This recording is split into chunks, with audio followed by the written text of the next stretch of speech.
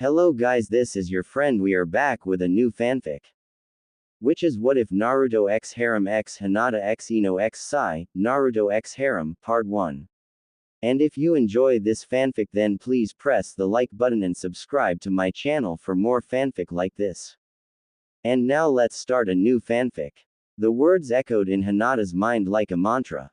She secretly hated when Naruto had to leave for missions without her. She had always wanted to be near him, even before they started dating, but now that they were officially together, it seemed even harder to be away. I'll be back before you know it. Hinata pondered how long that would be while gently rubbing her teacup. A few days, a week, a month. Hinata had heard whispers of missions that lasted years, with shinobi so deep into a covert operation that they would lose sight of who they really were. This thought made her worry more than she wanted to. What if Naruto was sent out for some undercover mission only to forget who he is and where they're from? She shook the thought from her head. Naruto was too well known for any kind of undercover mission, and even if he wasn't, she was sure his loud personality would be a dead giveaway. This thought made her smile. There she goes daydreaming about Naruto again. Hinata looks up from her teacup at the women sitting around her. Tenten, Ino, Temari and Sakura all gave her the familiar what a space case look. Hinata had been lost in her thoughts again, which her friends would often tease her about. The five of them had decided to meet and try out the new tea shop together, especially since Hinata had spent the last few days cooped up in the new apartment alone and Temari was in town again. Cut her some slack, Sakura, she's allowed to miss her boyfriend.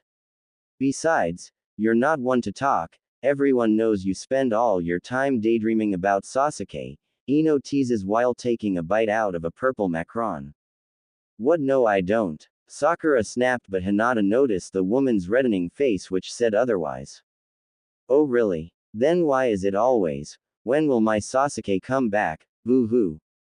Ino laughed. Hinata knew Ino and Sakura had been friends since even before they were all genin, but sometimes their incessant bickering about Sasuke grew tiresome. How has Sai been, Ino? Hinata hoped the distraction would stick. Ino, surprised at the mention of her own partner Sai, smiled.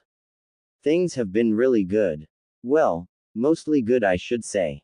What's with that face? Temari asked. Hinata didn't notice anything wrong about Ino's smile, so Temari's comment threw her off guard. Hinata never did have a good read on Temari, despite her best efforts. Naruto and Shikamaru were really close friends, but Hinata could never get past the basic formalities with Temari. One would think the eldest daughters of two great clans would find something to bond over, but neither really connected in the way their respective partners did. Not to mention Hinata was secretly envious of Temari's strength and will. She always wished she could stand proud and tall the way Temari could. Yeah right, like that's ever gonna happen. You can barely stand being away from Naruto, you'll never even be in the same league as Temari. Hinata frowned, but Ino's voice brought her back to the conversation. If I tell you, you can't tell another soul, got it? Hinata perked up. A secret? It was rare that the others opened up to her like this, so she tried to give Ino her full attention. Oh, it must be serious if it's got you this worked up, Tenten laughed while sipping her own cup of tea. Must be, there's never trouble with the two lovebirds. Sakura had a bit more bite in her tone than Hinata would have liked, but this didn't seem to faze Ino. Well, okay, I'm gonna go right out and say it. But you cannot judge me, understand? Ino made a quick glance around the tea shop to make sure no one was within earshot. Spit it out already, Sakura snapped. Ino leaned in close. The others followed suit. Well, you know how Sai and I have been going steady now for a while. He's a really great guy, kind, sweet, a great listener, always there when I need him. Ino shot a quick glance at Sakura but continued, he even comes by my shop during my lunch break, honestly he's such a sweetheart. Get on with it, Temari says between a bite of macaron. Well, I thought, maybe it's time to, return the favor. Hinata's eyes widened. Ino couldn't mean what Hinata thought she meant. Well, here I am, about to give him the ol razzle dazzle, when I realize, he doesn't know anything about how to please a girl. Tamari choked on the macron. Tenten Pat's Tamari's back then spoke up. What do you mean he doesn't know anything? Nothing. Nada. Zilch. Hinata's eyes drift to Sakura, who sat with an even gaze. Hinata knew that look and nothing ever good came from it. He knows how to kiss though, right? Hinata offered. Sort of. Sai is the kinda guy who's really eager to please but doesn't really know how. Almost like he wants me to walk him through it step by step. Ino covers her eyes in defeat. I mean, it's not the worst thing in the world, but if I have to spell it out for you, what's even the point, ya know? They all nod grimly. No one wants to be a girlfriend and teacher. At least he's trying. Getting Shikamaru to do anything is like pulling teeth, Tamari sighs. I swear that man would sleep his life away if the sun would let him. Ino smiles gently, but Hinata can tell she's still hung up on her issue with Sai. It was rare that either of these women would be so open about something so private. Hinata wanted to add to the conversation, but Tenten spoke before she could. At least y'all have someone, Tenten says quietly. The women at the table all went silent. Tenten never spoke about Neji, but Hinata knew her cousin's loss affected them both greatly. Hinata reached out a supportive hand. Tenten didn't take it. Instead, the woman stands up and walks up to the tea shop owner, pays her bill and leaves without even saying goodbye. A quiet silence filled the space as they all watched Tenten leave. After a moment Ino spoke up. We really need to get her laid, Ino sighed. Don't you think that's a little cold? Sakura snapped. What? You know I'm not wrong. Ino meets Hinata's gaze. You agree with me, don't you? Hinata looks at her remaining friends and nods. It's what Neji would have wanted. Hinata didn't know why she said it that way. It's what Neji would have wanted. Like she ever knew what was going on in her cousin's head before the war. The two of them were like oil and water, trying desperately to make the other see their point of view. Hinata recalled the many times Neji had looked down on her as a child and used his own ability to push her around. Hinata never really liked those memories. They grew closer after the Chunin exams, but that didn't mean they understood each other. Neji should have been born into the main branch. Hinata opened the front door to her new place, stepping inside quietly. Neji should still be alive. She tried to shake the thoughts from her head. Naruto would want Neji alive. Hinata sat on the edge of the front entryway, sliding off her shoes. Suddenly her vision went black. Guess who? A familiar voice teased. Hinata felt as though the sun had kissed her square on the face. Her whole body relaxed as she knew immediately it was Naruto's warm hands that covered her vision, but the joy of his sudden return left her feeling playful. Is it? Before she could finish her sentence, Naruto tilted her head back and kissed her lips. She loved his kiss more than anything. It was warm, like all things that emanate from him, but it was also soft and kind. It felt like an intimate secret shared between them that only they would know about. Hinata closed her eyes, enjoying the sweet moment between them. Naruto was home, her world was right again. He pulled away first, only to wrap her in a big hug from behind while Hinata fumbled to get her outdoor shoes off and her indoor shoes on. God, I've missed you so much. Naruto buried his face in the back of her neck. This always made Hinata melt. She turned around, hugging him tightly. He, in turn, held her tight to his chest, closing the distance between them. I thought you weren't going to be home for another week, Hinata said while wrapping her fingers in his blonde hair. I couldn't be away from you that long, Naruto mumbled happily. A moment of peace and quiet passed between them before they finally released. Naruto cupped Hinata's face in his hand, gently thumbing the side of her face. You are so beautiful. More than I can describe. Hinata held his hand to her cheek and smiled through her growing blush. I'm just glad you're home safe. Naruto watched her face carefully. He always did after a long mission, and in a burst of energy he scooped up Hinata and tossed her over his shoulder. She laughed the whole time, knowing these moments of excitement were a key reason she loved him. Instead of trying to fight Naruto's incredible strength, she allowed herself to be carried, watching them walk away from behind, leaving the front door and into the backyard. "I've got something really cool to show you," Naruto beamed as he gently returned her to the floor. He placed her underneath the covered porch, taking heed to keep her in the shade so her skin wouldn't burn under the afternoon sun. He took his place in the grassy patch and stood proudly. "I've been practicing this. I think you'll like it." Hinata sat and smiled at him. He loved to show her new and exciting things he learned on his missions, even occasionally bringing her a gift or two. He didn't know his smile was the only gift she would ever need. Naruto shook out his arms, cracked his neck and breathed in calmly. Naruto closed his eyes, which after a moment turned a deep shade of orange. Hinata knew that meant he had entered sage mode. The trees surrounding them rustled quietly in the wind while another moment passed. A small cone of wind surrounded Naruto, causing the bright green leaves of the village to dance around him. Hinata realized that Naruto was carefully trying to control his own chakra in order to create a small circle of leaves that flowed around him, as if moved by water. The leaves danced and spiraled away from Naruto and toward Hinata, circling her now and dancing all around her. Soon little flower petals also joined in the dance, surrounding her with several beautiful colors and shapes. She made a mental note to buy Ino something nice the next time they met. This continued for a few minutes before the wind died out, gently scattering the leaves and petals around their yard. Naruto smiled big at her. "Tada, what did you think?" Hinata couldn't contain her own excitement and ran into his arms. "It was amazing. Where did you learn to do that?" "One of the sand shinobi showed me. They use it to clear out debris after sandstorms, but I thought I could make it look pretty for you." With one swoop, Naruto once again lifted Hinata off the ground, spinning her around him. She weighed nothing to him, but Hinata always loved to be in his arms.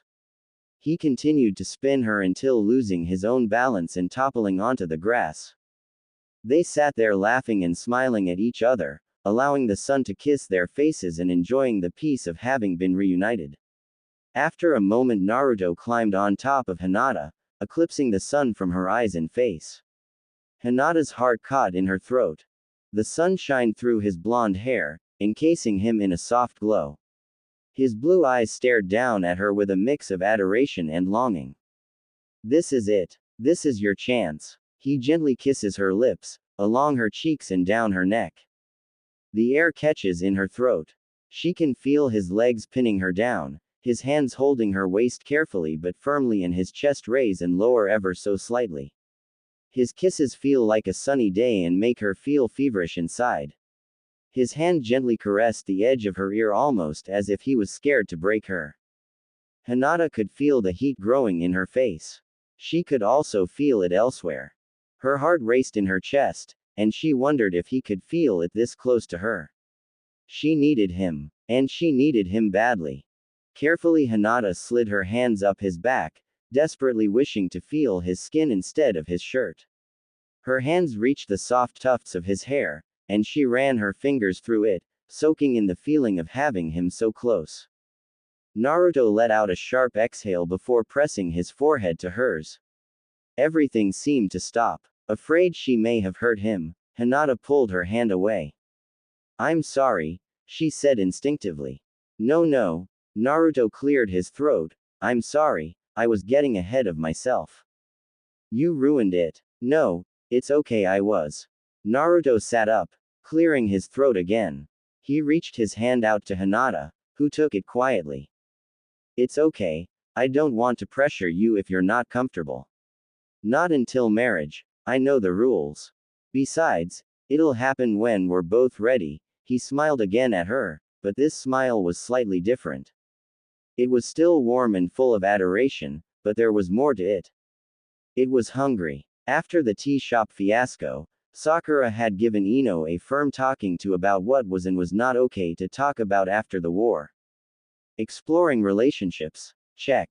Talking about your friend's dead cousin, your other friend's dead, almost, boyfriend. Not a check. In retrospect, Ino had never meant to say it out loud, but the sight of Tenten looking so sad in Hinata's heavy air made the words just spill out. Besides, it wasn't like they all didn't agree with her, it was just that no one else had the balls to say it. Oh well, she thought. No use fussing over it now. Ino was on her walk home, taking in the mid-afternoon sunlight. She found herself staring at the blue sky, watching the clouds gently float across the sky. What would you have done, Dad? It's been like this a lot lately. Since they came back from the war, Ino found herself contemplating her friend's well-being, more than she would care to admit. Shikamaru and her had lost their fathers, and Hinata and Tenten had lost Neji. And while no one else had an immediate loss in their friend group, fighting the reanimated dead definitely had an effect on everyone, they just didn't want to admit it. She remembered the look on Asuma-sensei's face. She remembered the rain. She shook her head. You can't focus on that anymore. She chided. When she looked up again, a small purple spot was moving toward her. It was tiny, easy to miss if you weren't looking, but Ino had a key eye for them. She pulled out a small notebook from her pocket and tore off a piece of paper. The purple spot moved closer. As it came into focus, the spot had turned into a delicate purple butterfly. Ino smiled, knowing Sai had sent it. The butterfly landed on the open sheet of paper and melted into a note. When you get home, I have a surprise for you, Sai. Ino always loved these little notes, and she remembered the first time he had ever sent one to her. She had made the mistake of touching it back then, which caused the shimmery purple ink to spill all over her clothes. It didn't take long for Ino to start carrying an extra little notebook with her where she could scoop up the little messages her boyfriend sent her. She knew there was no way of sending something back, nor could she respond, but that didn't matter. He would know she received it, and soon Ino would head home. That was enough for the both of them. He's planned something nice again. This thought worried Ino. She desperately wanted to show her boyfriend how much she was grateful for all he had done for her. It didn't help that between all of her friends, Ino was definitely in the best position romantically. Sai spoiled her rotten, rightfully so, but Ino wanted to give something back in return, and her appeal was one of her greatest assets. That doesn't matter if he doesn't know what he's doing. Ino frowned. Why the long face? Ino turned and found Choji smiling at her, while his hand was buried in a bag full of barbecue chips. This relieved Ino somewhat. In spite of all the things her and her friends had recently gone through, Ino would always be able to find Choji snacking away. Not that the snacking annoyed her anymore, it used to when she was younger, but seeing him eating reminded Ino of all those fond memories of sitting together, having dinner as a squad after a long mission. I've just been lost in thought, Ino smiled. What's been on your mind? Choji was walking with Ino now, which wasn't unusual as the Nara, Akamichi and Yamanaka clan were all close by to each other. It's nothing really, just girl stuff. What kind of girl stuff? Damn him, she thought, he can be so nosy. Don't worry about it, Choji, it's nothing important. I bet it has to do with Sai, another voice called out. Shikamaru. Great. Just my luck. I thought you and Sai were doing good together. I sure like him a lot more than Sasuke. Choji said Sasuke's name like it was a curse word. They were comrades, sure, but that didn't mean they were all friendly. We have been, I mean we are good. Shikamaru doesn't know what he's talking about, she made a face at him. Shikamaru was watching her carefully. His eyes scanned her, making Ino feel like she was sitting underneath a microscope. She hated being on the wrong side of that gaze. That's not what I heard, Shikamaru said definitively, as if to say, I know you're lying. Well, maybe you should keep your big nose out of other people's business. Ino snapped. She quickly cleared her throat and turned away. Yelling only makes you look more paranoid. Besides, shouldn't you be busy hanging out with your girlfriend? Or are you both still figuring it out? She smiled. Nice save. Shikamaru turned his face away, but Ino could see the red forming on his ears. We are figuring it out. There's no point in rushing stuff, it's not like we don't have the rest of our lives to figure it all out. Choji popped another chip in his mouth. Bold words coming from someone who's dating a kunoichi from a different village. Ino looked at Choji surprised. Someone's feeling feisty today. Yeah, I mean, look at it this way. Her dating pool is a lot bigger than yours, Ino added. Shikamaru rolled his eyes but looked off in the distance. She's gonna be with whoever she wants. Why do I care? Ino could tell by his tone he did care. More than he wanted to admit. A beat passed between them. Dating is hard, she mumbled. They all nodded in agreement. Are your eyes closed? Sai's voice called out. Ino smiled, knowing it was all a game. Yes, love, they're closed. She was equal parts nervous and excited to see what all Sai was so eager to show her. He always showered her with nice gifts however he could find them, and today seemed no different. I was at the library and wanted to try something new. His voice and footsteps grew closer. She could hear his voice directly in front of her. Ino felt her pulse start to pick up. Is he about to? Ino heard a small thud against the table. She could feel her face getting warm. She wanted to peek so badly. This one was harder than I expected it to be, but I think you'll like the end results. Ino bit her lip. Afraid her voice might give away her own excitement, she remained quiet. Okay, open your eyes. Ino opened her eyes, and in front of her, Sai sat across from her smiling eagerly. In between them was a small bouquet of flowers, each different colors and shapes. Ino tried not to show her disappointment. The colors were all wrong, the flowers were squished together sloppily, and it was a pretty generic-looking arrangement overall. There was no way Sai would have the eye for flower arrangement that Ino had meticulously developed with her father, but still she was expecting more. She smiled as big as she could muster. Thank you, baby, this is very sweet of you. Sai was looking at the flowers, pride on his face when he turned to Ino. You don't have to lie, I can tell you hate them. No, I mean, you did really well for your first time. Sai exhaled and stood from the table. While he may not have lived with her currently, he was there often enough, he may as well have. Sai walked over to Ino's side of the table and rubbed his head.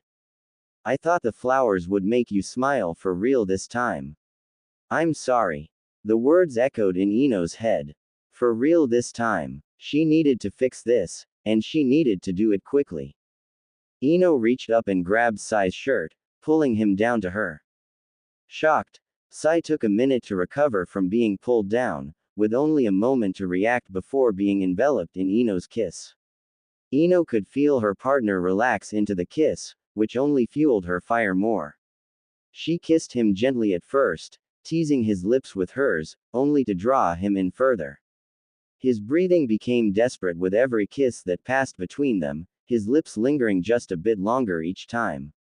Ino could feel herself growing more and more hungry for his touch. Ino broke away. She bit her own lip, hoping the image of her might stir on Sai's natural instinct, but instead he merely looked down at her confused. What do we do now? Sai asked quietly. Here we go again. Ino inhaled, careful to push her chest out ever so slightly. Whatever you want, baby. I just want to be with you. She tucked a strand of hair behind her ear coyly. Sai looked at her carefully. Ino found him hard to read sometimes, but his eyes always gave himself away. He wanted her, the same way she wanted him. I'd like to kiss you more, if that's okay. Sai looked away as he said it, almost anticipating Ino's disappointment. She in turn sighed and nodded. Can we go to the bedroom at least? She said softly. Sai said nothing but nodded. He carefully took her hand, raising her from the chair and guiding her to the bedroom. She sat on the edge of the bed, watching as Sai carefully shut the door behind them. He took a moment to take in the sight of Ino sitting on the bed alone. You're so beautiful. He spoke breathlessly. I could look at you forever and still be amazed. He started toward her, a desperation in his voice. Thank you, she said quietly, as she gently twisted a strand of her hair around her finger. I really like when you compliment me. Her voice was so quiet she was afraid he might not have heard her. His hands reached her face first. They were cold, but soft, gently cupping her face. His lips met hers next, craving her taste like it was the only thing in the world. You're so beautiful, he muttered again, in between kisses. His voice was full of desire, but his words would only come out in short bursts between their kisses. So perfect, stunning. You're a work of art. God, I love you so much. Ino's face deepened in color. He had never showered her in so much adoration before, and she loved every minute of it. She wanted to kiss him until the world went dark and his voice was the only thing calling out. She wanted more of him, and she knew how to get it. I love you too, Sai, she murmured, I want more of you. Sai paused for a moment, then pulled away. Ino, I want to keep kissing you more, but you seem out of it. Is everything okay? Ino opened her eyes and found Sai looking at her carefully again. She laid on her back and rolled away from him. The spell was broken. The moment was ruined. Yeah, I'm okay. Sai sat in his kitchen alone. It was well past midnight, but he wasn't able to get any sleep after what happened at Ino's place. He had decided to give her space and made his way back to his own home. But something was bothering him. Sai paced back and forth in the kitchen before he reached for the telephone and dialed a number. Hello, a tired voice called out. Is this the Nara residence? Sai asked, merely out of politeness. Yes, Sai, for the 50th time, this is my home phone. What do you want? Shikamaru snapped. I have a question for you. Is it about your issue with Ino? Sai said nothing. He already knows. Listen, man, the only way you're going to get better at it is if you figure it out on your own. There's not exactly a guide on how to get better at this stuff. How did you learn to do it? Sai prompted. Well, trial and error, I guess. I also found some stuff at the library and that's all I needed. Thank you. Sai went to place the phone on the ringer but hesitated. Oh, and tell Tamari I said hello. What? Tamari isn't even. Sai hung up the phone and put on his coat. He had research to do. Tamari rolled over from her side of the bed. Who was that? She asked. Sai. Again. Shikamaru tossed his phone onto the nightstand with a loud thud. If there was one thing Tamari learned about Shikamaru, it was that you did not disturb him when he was sleeping, unless you had a death wish. Shikamaru rolled onto his back and covered his eyes with his arm. If he calls me one more time, I'm going to strangle him, he grumbled. Oh great, now he's tired and bitchy. Tamari hadn't meant to wind up in Shikamaru's bed again. She had a lovely inn she was staying at, comfortable and fit for a sand princess. Not that she considered herself a princess, everyone else did that for her. Who would want to be the princess of the middle of nowhere, land of nothing in the first place? Anyway, it wasn't like she had meant to end up half under Shikamaru's sheets. Tamari had come strictly on business. A couple of future Chunin exam preparations needed to be ironed out, which unfortunately meant a trip to the Nara residence. She sometimes envied her younger brother Konkuro, who never had to play cage or sand representative, instead spending most of his time fiddling with his creepy puppets. What did he want? She spoke into the darkness, knowing neither could see the other. It doesn't matter, just go to bed. Cold and to the point. A silence came over them, though neither was asleep. Tamari stared into the nothingness around her. It stared back. Do you love me? She asked quietly. Silence. The moments ticked by, each second making her regret asking more and more. She was sure the stillness would overwhelm them both. Yes. Can we go to bed now? That wasn't what she wanted to hear. How much do you love me? She cursed herself for showing so much weakness, but she craved to know what went on in his fascinating mind. Shikamaru exhaled quietly and rolled to face her, pulling some of the blankets that covered them both in his direction. Tamari was sure this would be the moment he broke up and ended things for the last time. She braced herself for impact. If I didn't love you, you wouldn't be in my bed. His voice was groggy. This had been a better answer than most. Besides, he muttered, you're the one with all the options. Options? What do you mean? Forget it. Can we please go to bed? She wanted to know what he meant but didn't press. He was close enough that she could feel the warmth from his skin under their blanket. Tamari found herself settling into the warmth, entangling their bodies from the waist down. She wasn't touchy-feely, but that didn't mean she didn't want to be close with inhaled and pressed closer to him, laying her head on his chest. She could feel his body rise and fall with each breath, which comforted her. Your skin is soft, he muttered quietly. He likes how I feel. I like being near you, she replied. Do you want me closer? I do too. He does. She made an effort to fill in the last bit of space between them.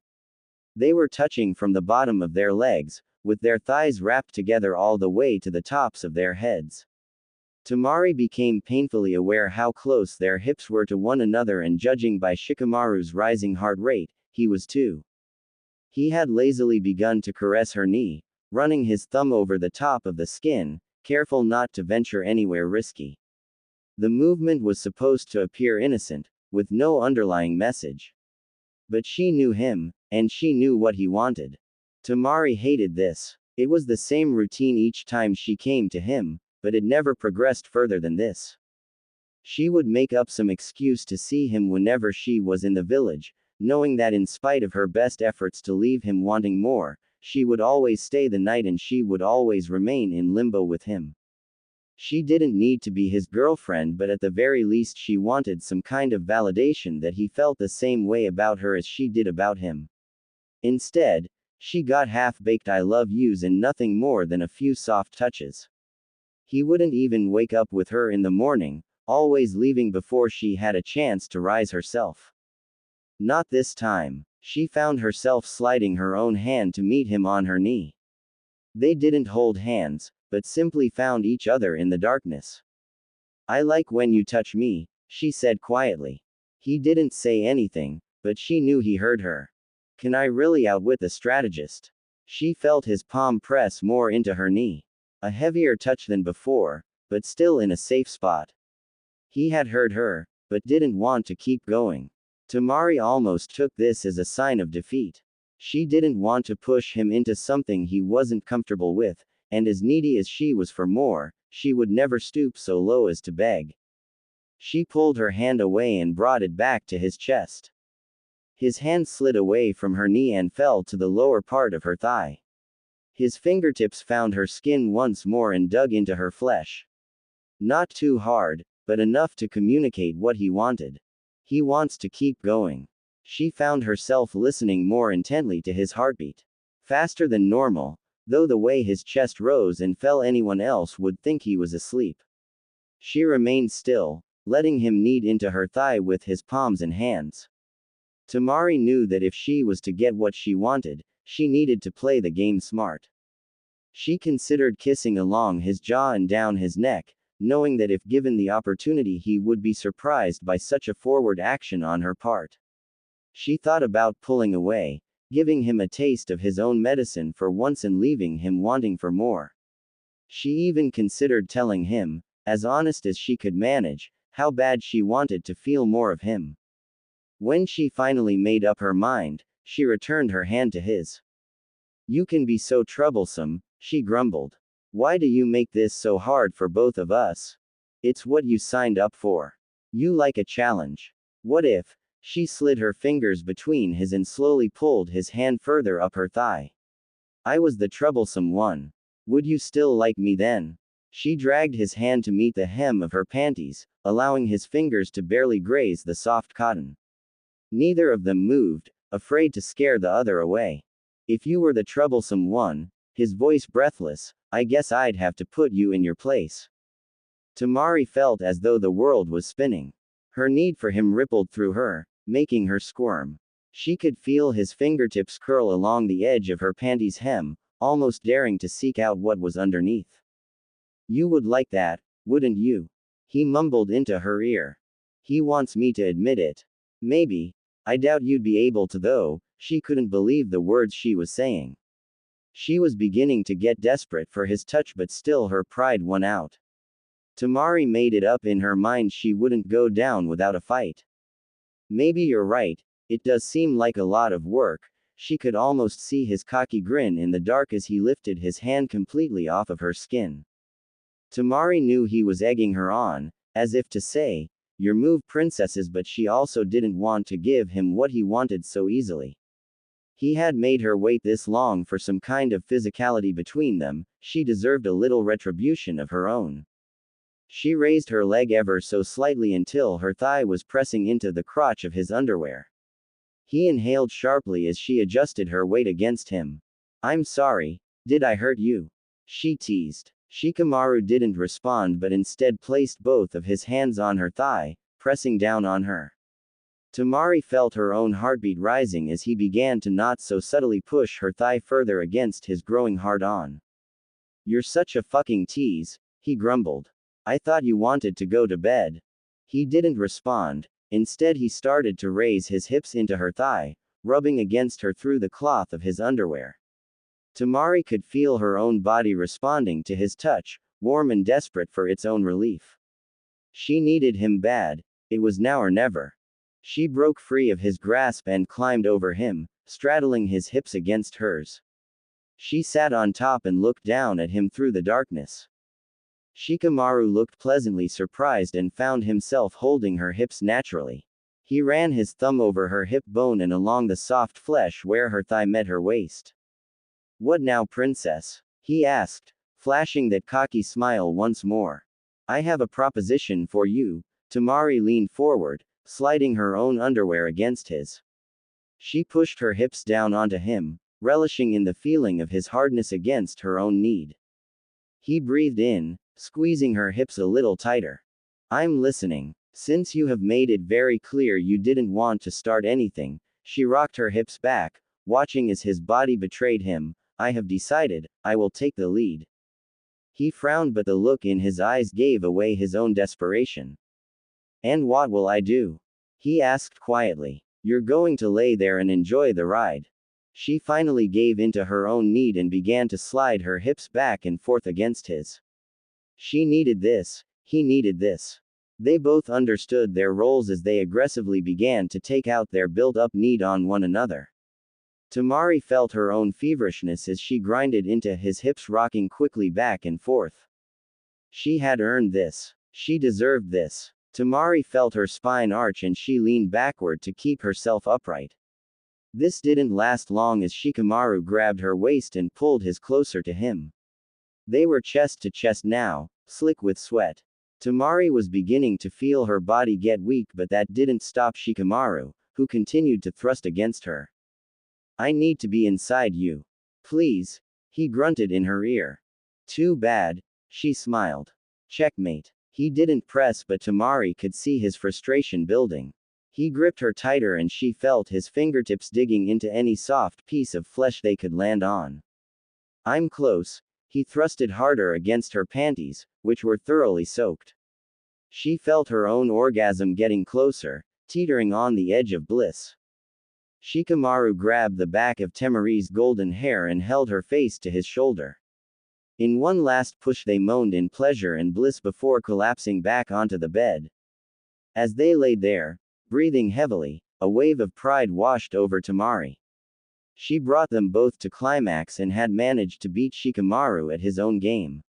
She had won. She smiled into the darkness. Shikamaru, who was finally starting to catch his breath, rolled onto his side to face her. He pressed a hand to her face and pulled her into a kiss. Just as they were pulling away, he stopped, only a few inches from one another. "I'll get you back, princess."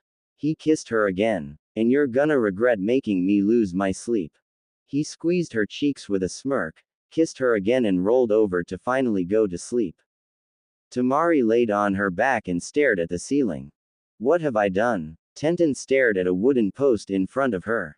She was trying to breathe her way through the creeping exhaustion which was threatening to knock her out. The wooden post stood strong, opposed to her as if mocking her own lack in strength. Granted, it did have half a dozen sharp objects embedded in its wood and had a good chunk missing out of its left side, but that didn't really matter. If Tenten had wanted it to go down, it would have gone down. Unfortunately, Tenten wasn't looking to take down a log. She just needed to burn off some steam, and sometimes training was the only thing that could do it. Great. Now I sound like Guy and Lee. She sighed in frustration and walked over to the post. She pulled out several shuriken and kunai and sealed them back into her scroll. Her post-war days went a lot like this one. Start the day in an empty home, watch the sunrise at Neji's grave and replace flowers if needed, polish her favorite weapons, train until exhausted, drink until she passed out, and repeat. It wasn't healthy, but that didn't really matter. It was a routine, and it was better than crying in an empty house alone. When the war ended, everyone got a chance to take a breath of fresh air, rebuild the village and continue on with life. While Tenten was busy mourning her childhood love, everyone else was matching up and building relationships. When Hinata and Naruto got together, though, that one wasn't so much of a surprise. It at least gave Tenten something happy to report to Neji. She liked to bring him good news, even more so if it was about Hinata. She liked to imagine his often stern face reacting to the daily drama of the village. It wasn't much, but it at least gave her something to smile about once in a while. Tenten was never boy crazy in the typical sense, but her natural competitiveness paired nicely with Neji's high standards, even if she had to knock him down a peg once or twice. Also, it wasn't like she had a giant crush on him from the beginning. They couldn't stand each other when they were kids, no matter how much Guy tried to help them get along. Neji didn't like the idea of female ninja in any capacity, and Tenten never cared for Neji's constant, holier-than-thou attitude. But after a handful of different life or death situations, Tenten couldn't help finding comfort in Neji's demeanor, which ultimately led to him to growing to admire her determination on the battlefield. Despite their best effort, they suited each other, both emotionally and as a team. While packing up the last of her supplies, Tenten recalled the day before with the other kunoichi. It was hard to listen to her peers complain about stupid things when she was still mourning 3 years later.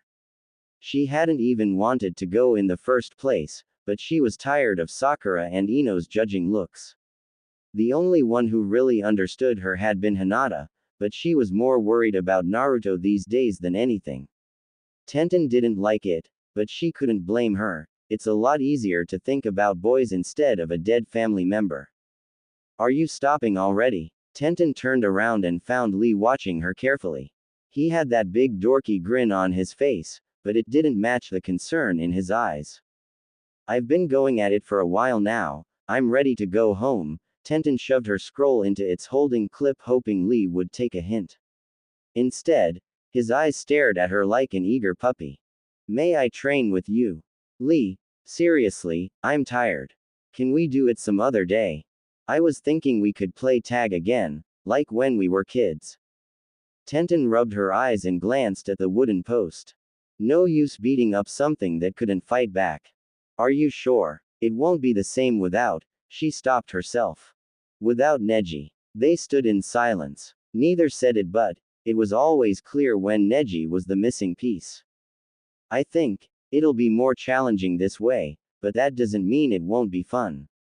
Lee smiled, though she found his tone to be overly careful, as if tiptoeing over the big no-no subject. Tenten shook her head and started to walk away. I told you, Lee, I'm really tired, and besides I have. Lee laughed, his sudden brightness startling Tenten. You're right, it would have been impossible for you to get me anyway. What was I thinking? Is this mother taunting me? She cleared her throat. Just because I'm ready to stop doesn't mean. Lee flashed his usual shit-eating grin. I get it, you're tired. No reason to make excuse. You're on. Tenten snapped. The game was simple. There was always one person, it, who had to chase and catch the others. If you were tagged, you were out. Easy to learn, hard to master. When they had first become genin, Guy had used the game to help them train and as a way to find what their teammates' strengths and weaknesses were. They could use any tools, ninjutsu or skills they had available to them so long as they stayed within the predetermined area. Neji, Tenten and Lee had used this game as a way to one another silently when they first met. Lee was always the fastest, which meant he was hard to catch and harder to avoid. However, his bright spandex suit and lack of ninjutsu made it easy to spot him. He was also easily distracted if placed in the right conditions. Tenten had the most reach to her with her ninja tools. They had counted as an extension of her hands according to Guy. If you get hit by a flying blade, it's game over in the real world, he would often say. On the other hand, she was the slowest out of the three, usually being weighed down by her weapons and scrolls. And then there was Neji. It was well known his eyes could spot anyone, even if they were miles away. His palm rotation could avoid almost anything heading his way but left his stationary during the fact. Neji's brain was always the biggest problem though. Tenten and Lee would tease, it was more like a computer running in overdrive, meticulously planning out attack patterns and traps to lure the enemy into. He was rarely it, but he made damn sure he didn't stay it. Tenten thought about all of this as Lee disappeared into the training ground forest. It was hard for her to say no to her competitive nature even if it meant dealing with Lee's antics for a little while. I hope you're ready to eat your words, she called out into the forest. Lee didn't respond back, which was smart on his part. Never give out your location, Guy had prompted. You must be swift and silent. Tenten unraveled her scroll and 6 shuriken attached to ninja wire appeared in her hands. The hardest part about playing this game with Lee was always his lightning fast speed. However, that same speed was a blessing in disguise. Playing this game had trained Tenten's eye to do its own lightning fast calculations, which wasn't an easy task. Tenten tossed 3 of the kunai in front of her, watching as the knives dove into the low shrubbery. First step to taking down one of the fastest ninja in the leaf. Make it hard to move. She stood perpendicular to the previous kunai and tossed the last 3 into the trees above her. An invisible box had been laid around the training ground. She tapped her scroll and a dozen shuriken, each bound with more ninja wire, appeared in her hands. Tenten smiled. Good luck getting out of this one. With one quick motion, she launched the shuriken into the air, tossing them each into different directions. She watched proudly as the shuriken coiled around the kunai wire, sending them each into different directions, creating an invisible but deadly net. With the trap set, Tenten scanned the trees around her, searching for any subtle movement.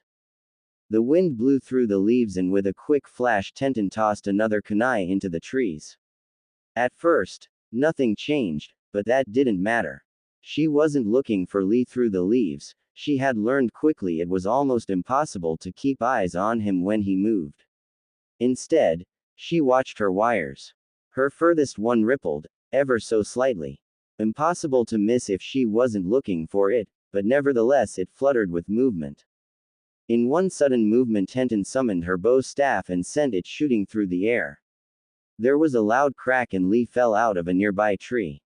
His hands were rubbing his forehead, which had a growing red welt. I should have expected a such great throw from my favorite teammate, he laughed as she walked towards him. She didn't let herself smile too much, but she knew she had won. That's what you get for taunting me. Now come here so I look it. Lee pouted like a child, then stood up next to her.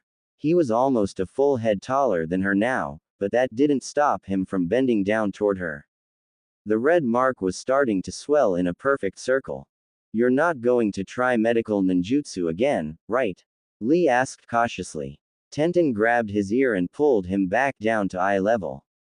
Do you want my sympathy or not? She snapped. After a few swift apologies, Tenten pulled out some abrasion cream she had stored in her kit.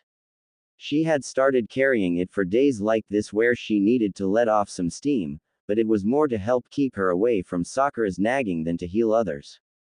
Gently she dipped her fingers into the cream and rubbed the ointment onto Lee's forehead. Neither of them said anything, letting Tenten's hands help the growing bruise. Tenten knew Lee could handle much worse, but he had always had a soft spot for being taken care of. Who taught you how to do that? He asked quietly. Do what? The net thing. It was a really good idea. Who do you think? A beat passed between them. Tenten continued. He had talked about it back when you guys went to rescue Sasuke. I had been wanting to try it on you, but We stopped being kids after that, Lee smiled sadly. Tenten was surprised by his honesty but continued, it works a lot like a spider's web, or Konkuro's chakra strings. Ideally, if I have enough time, I can set up even more traps, but that's better suited to Shikamaru. She attempted a half-hearted smile.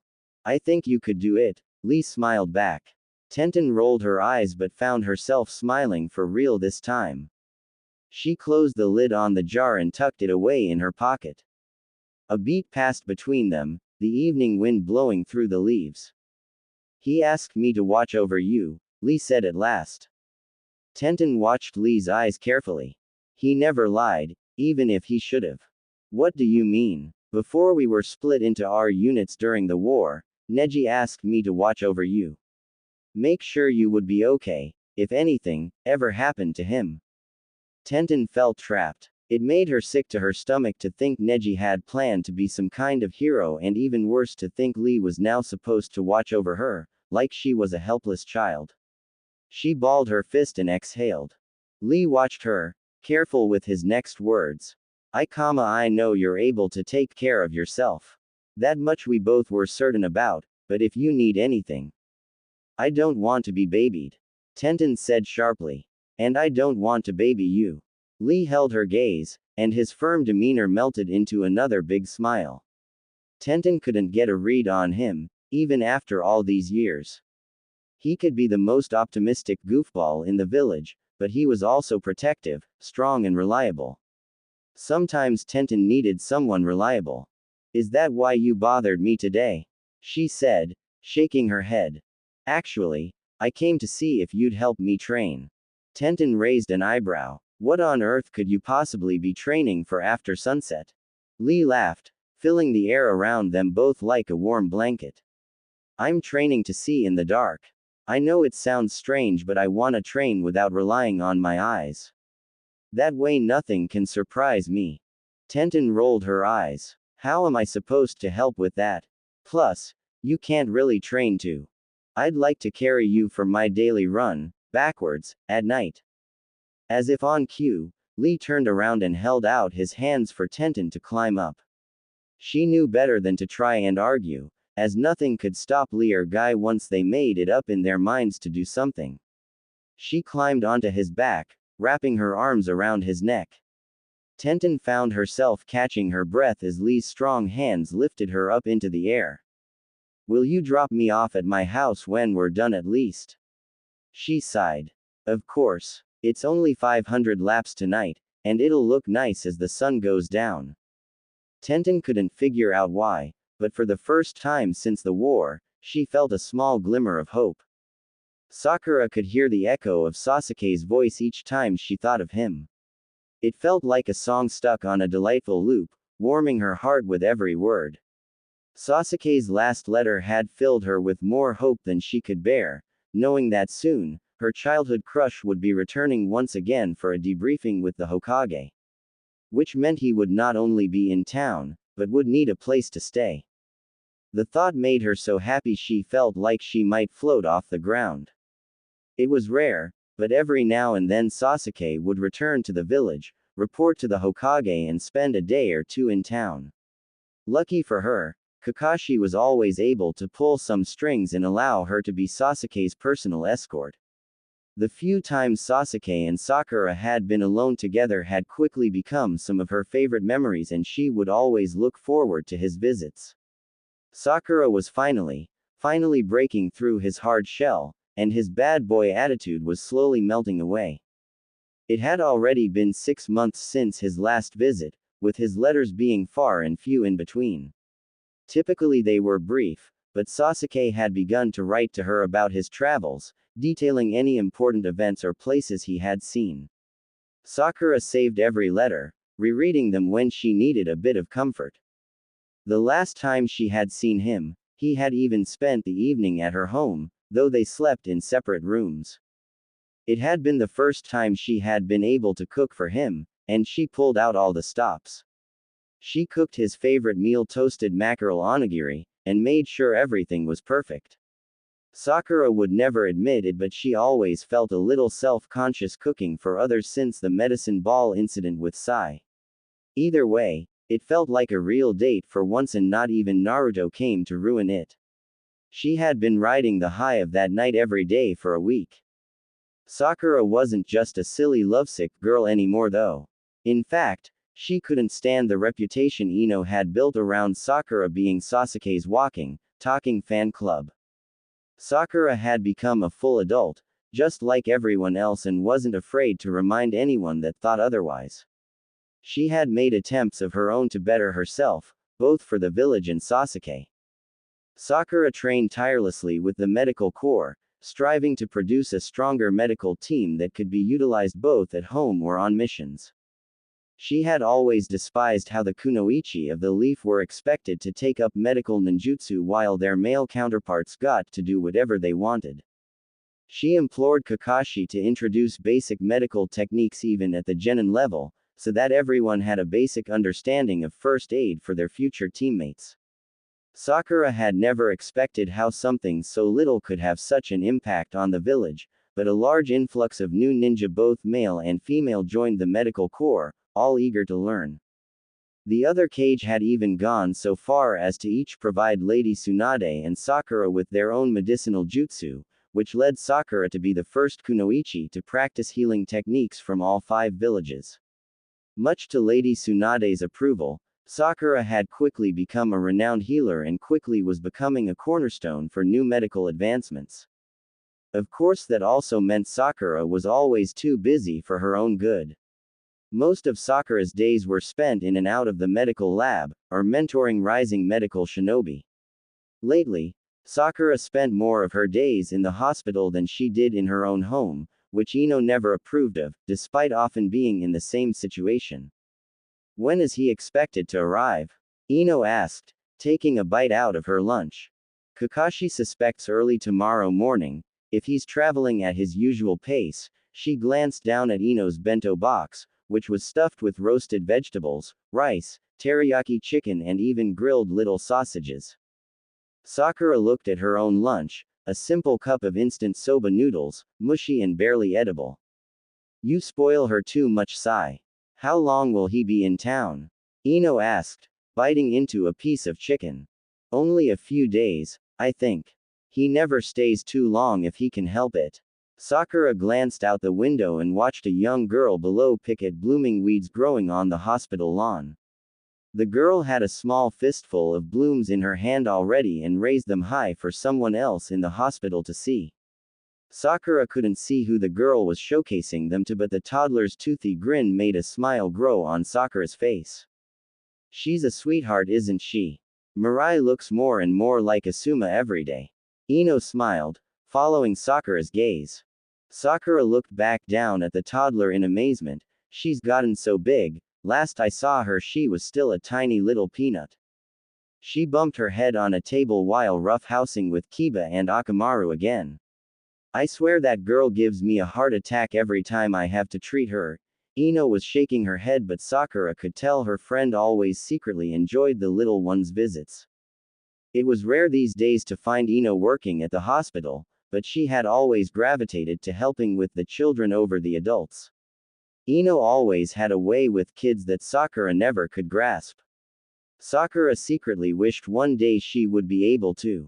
She's a tough one though, I can see it from here. Sakura noted as the toddler hobbled toward a nurse. Ino laughed. You have no idea. Choji wouldn't share a piece of candy with her and she started chasing him with a wooden spoon. It was like a scene from a cartoon. Sakura imagined Shikamaru, Choji, Kiba and Naruto being bullied by a toddler and laughed. Maybe she can whip them into shape. Sakura teased. I think even Sai is scared of her after that. Ino took another bite of her food. Speaking of Sai, how has that been going by the way? Sakura raised an eyebrow. Ino turned away, her face reddening indignantly. It's been going fine, thank you very much. Ah, what's wrong? Sai stopped giving you the princess treatment. I didn't say there was anything wrong. You didn't have to, Sakura sneered. Ino frowned and exhaled. It's not like he's not trying, I think he's just shy or something. Sakura snorted. Since when has Sai ever been shy? You don't know him like I do, Ino snapped. Sakura, taken aback, watched Ino carefully. There was a fine line between teasing her friend and actually pissing her off.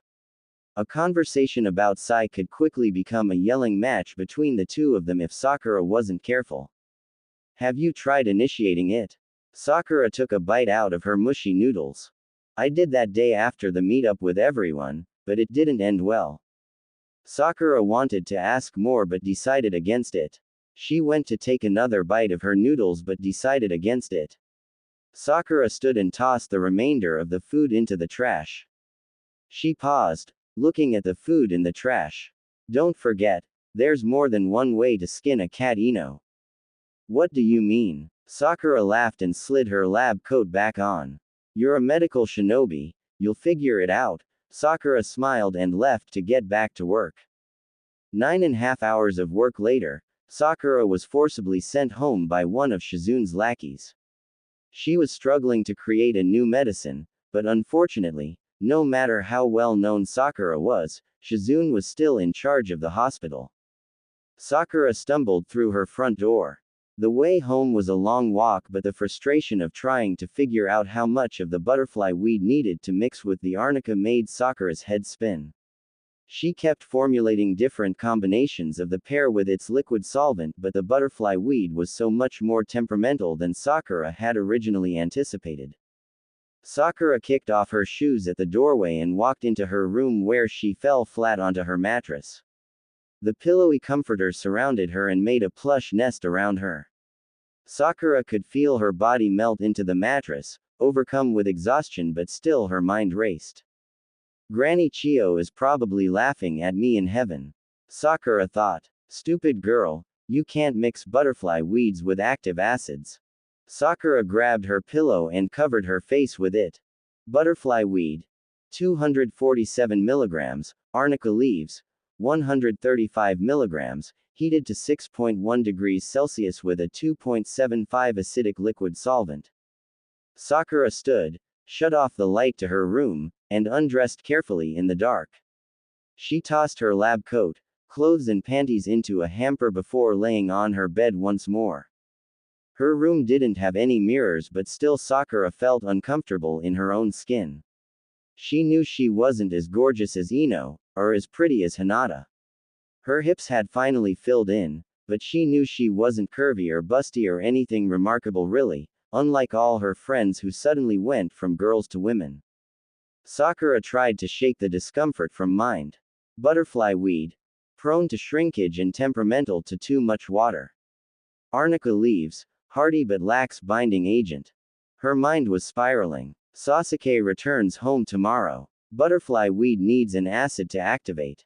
Sasuke needs a place to stay. Sakura groaned, as hundreds of equations circled through her head. Her body was begging for rest, but her mind kept going in circles. She knew that if she couldn't turn off her mind, she'd spend all of the next day even more tired than she already was. Sakura, determined to get some rest, focused on one task, treating it like a procedure. Step 1. Remove unnecessary clothing. Check. She pulled the covers over her body and exhaled. She took a deep breath in and out, trying to clear her mind of the unnecessary noise. She focused on what she could feel. The soft blanket covering her skin. The flattened pillow under her head. The comfort of her sheet. Sakura focused on her hearing. The chirping of cicadas, the low hum of her bedroom fan, and the breeze blowing through her curtains. She listened to her own heartbeat and breathing slow. Step 2.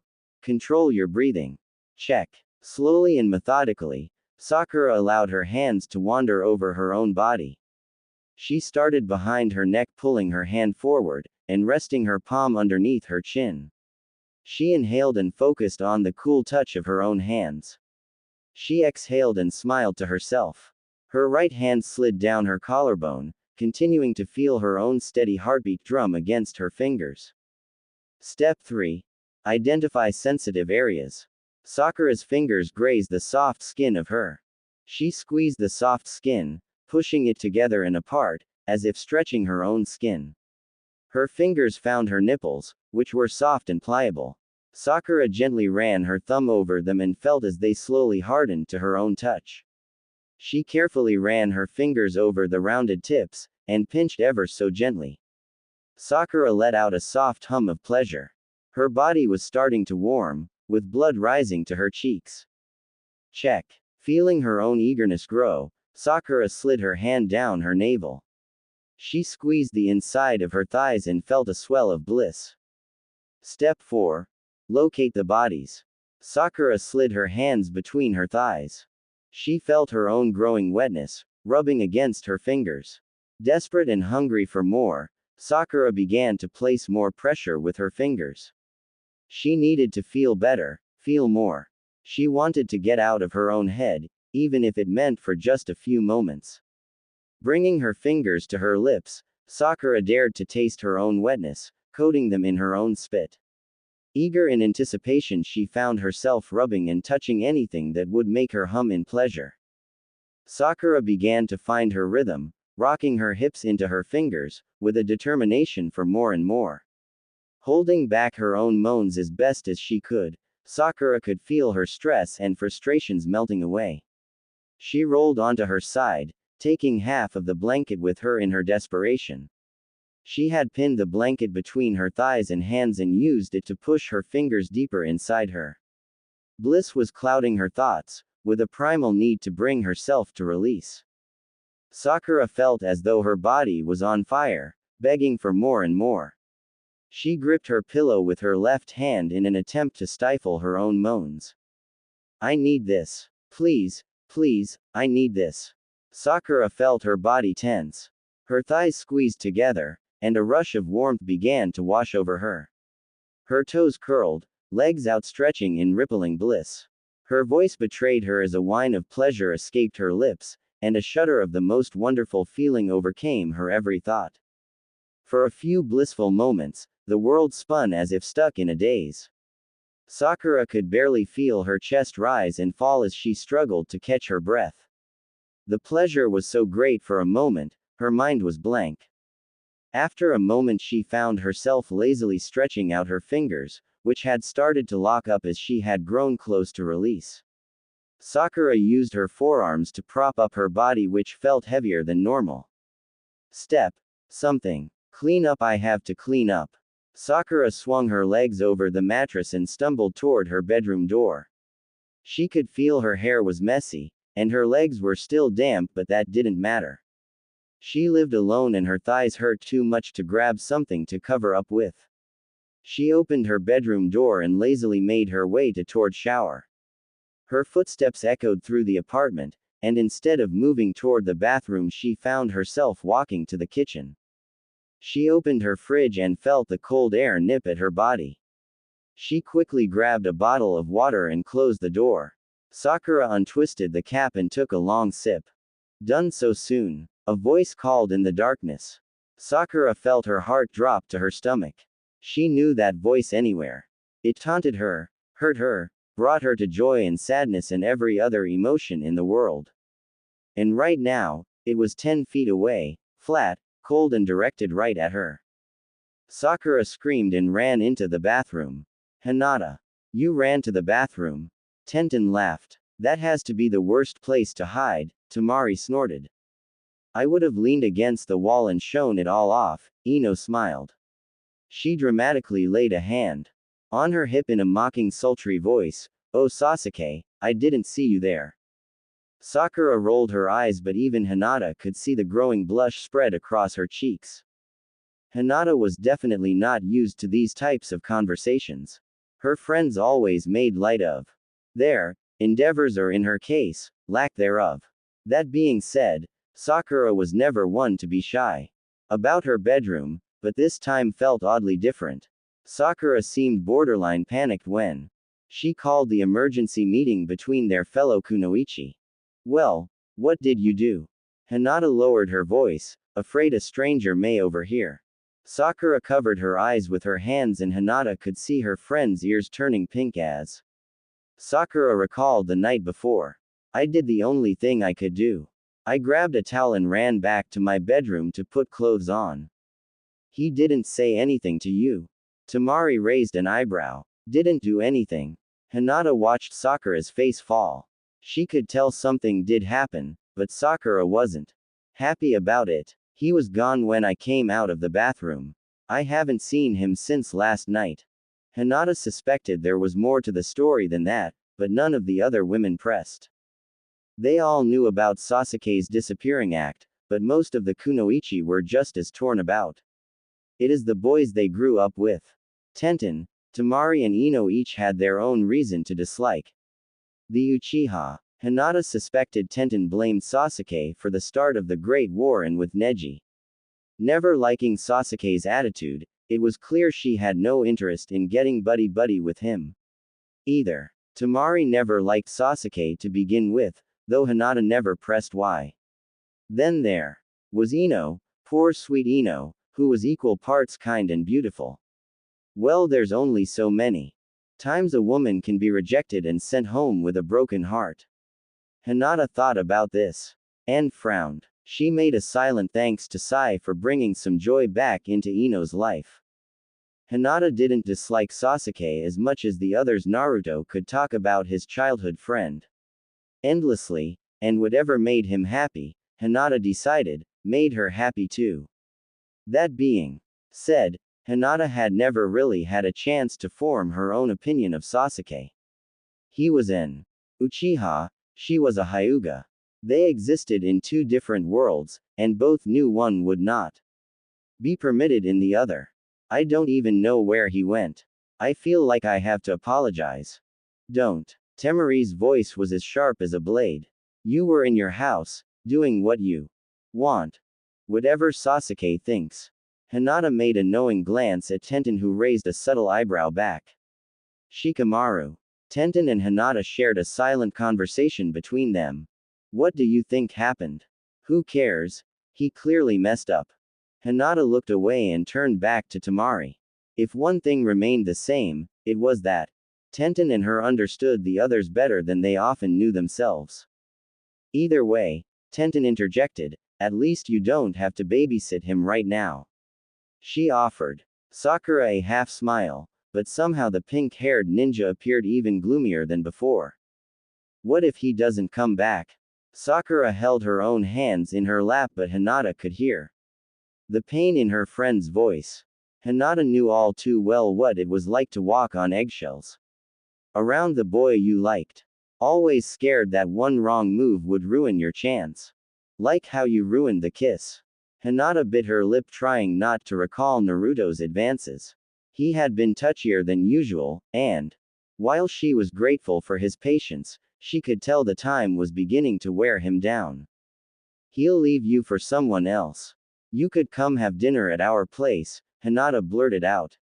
She regretted the words as soon as they fell out her mouth, but it was too late, the offer was out.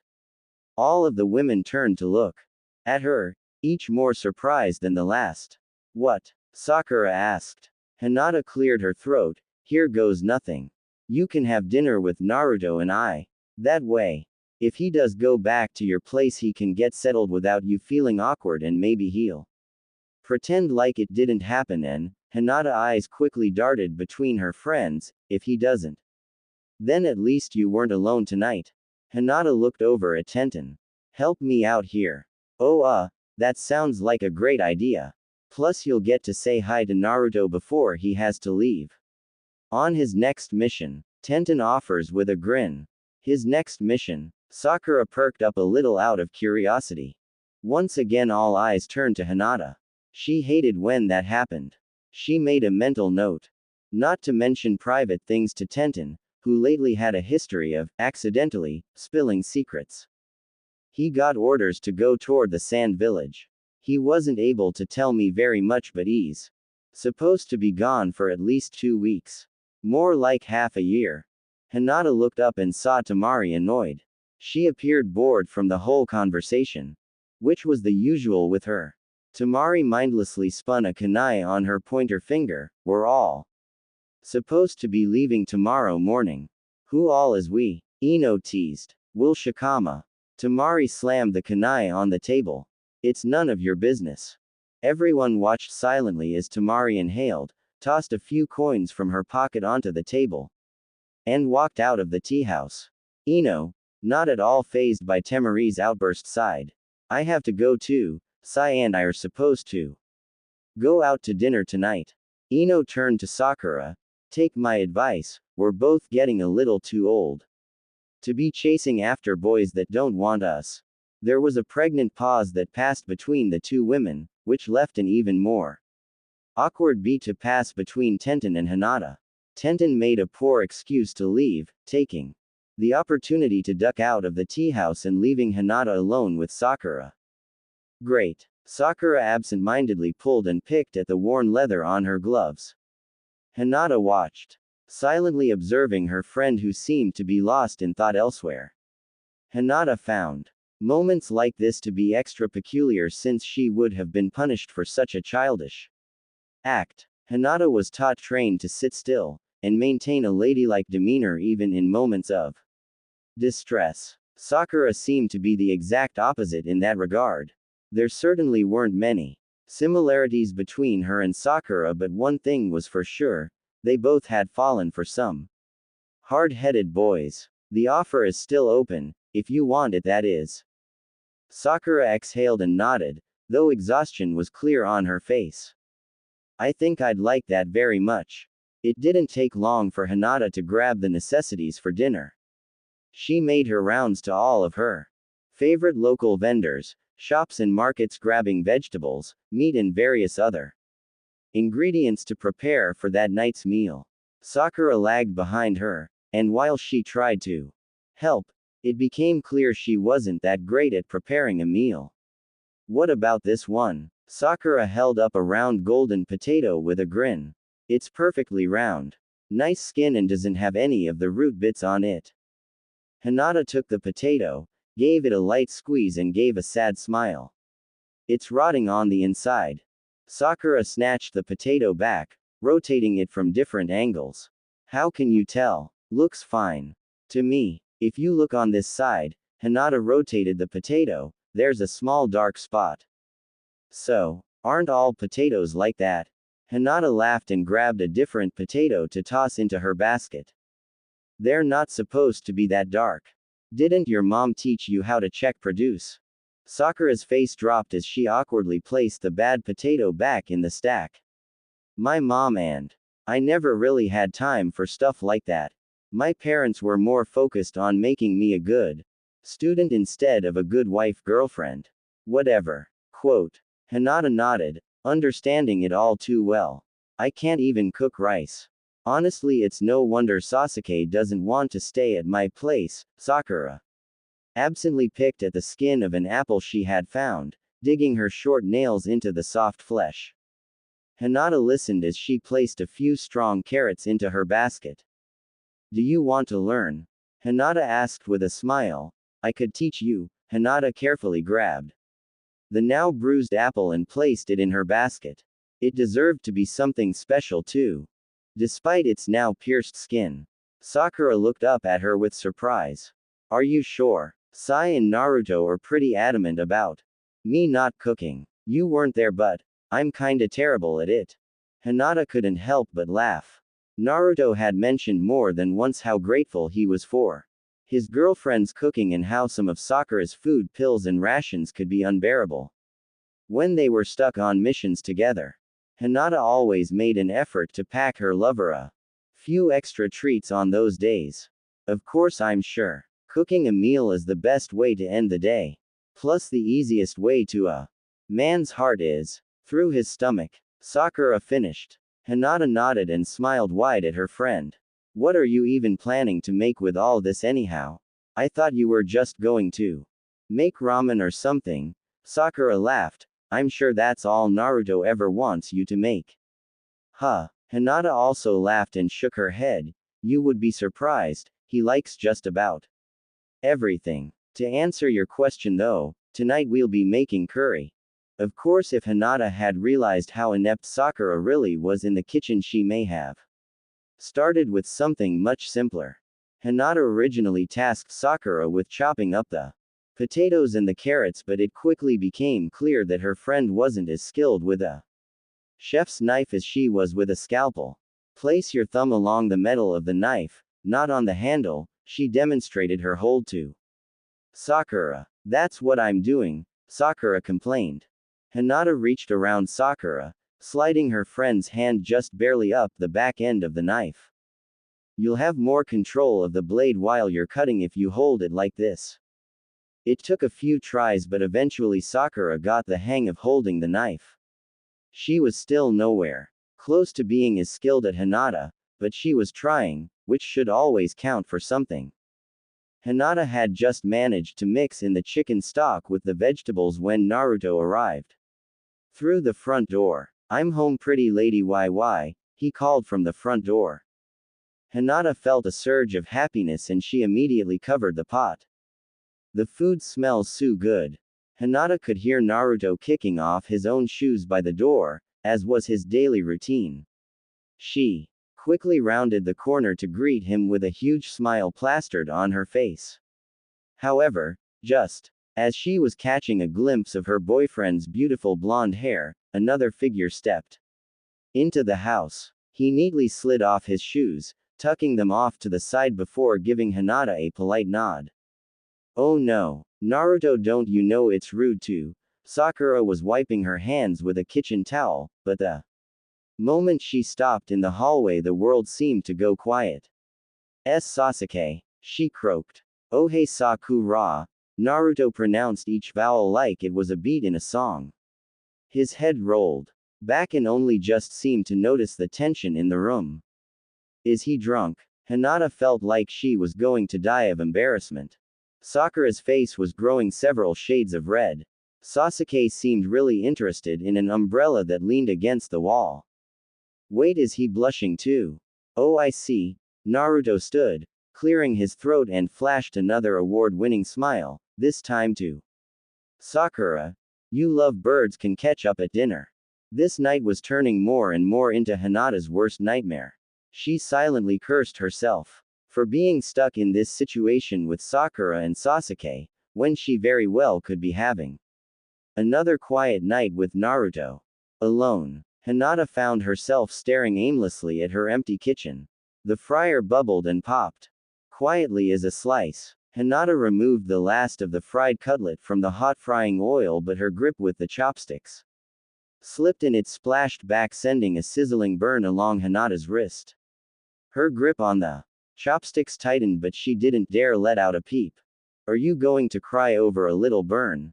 She cleared her throat and went to remove the cutlet once again, but without warning, Naruto stood next to her, gently gripping her wrist. He carefully rotated her hand in his own, revealing the now reddening mark blooming on Hinata's wrist. Without a word between them, Naruto guided Hinata to the sink and began to rinse the burn under cold water. He's fussing over you again. Hinata bit her lip as the icy water kissed her burn. You're supposed to tell me when you get hurt, Naruto said after some time. Hinata could smell the sake on his lips, but she didn't mind. I don't like being a bother. You're not. Hinata inhaled as Naruto brought his lips to her wrist and kissed it gently. Hinata felt like her world was spinning, yet the kitchen was silent except for the quiet popping of oil and the sizzle of the cutlet cooking. She held her breath as Naruto kissed up her forearm with a desperate hunger in his eyes. He kissed and nuzzled until he found his way in the crook of Hinata's neck, lips gently pressing into her soft flesh. You always look so delicious when you're cooking. Hinata's face burned with excitement.